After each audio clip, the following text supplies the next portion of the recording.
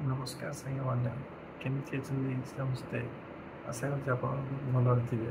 ମୁଁ ବି ବହୁତ ଭଲରେ ଅଛି।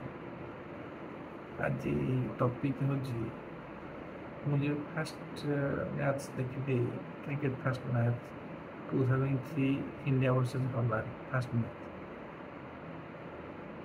ସେ ଟାଇମ୍ରେ ଖେଳାଳି Sourav Ganguly, Sachin Tendulkar, Virender Sehwag, Mohammad Kaif, Yuvraj Singh, BS Laxman, Irfan Pathan, Zaheer Khan, Ashish Nehra, Javagal Srinath, Anil Kumble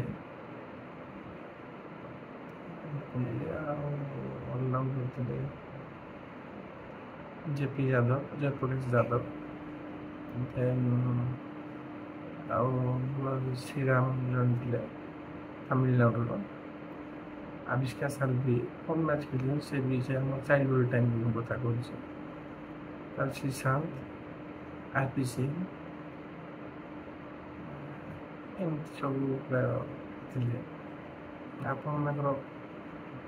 childhood time fast कौ हिसाब से देखिए क्रिकेट आउ प्लेइंग 11 कि 15-20 प्लेयर किए आप कमेंट बताते। Thank you.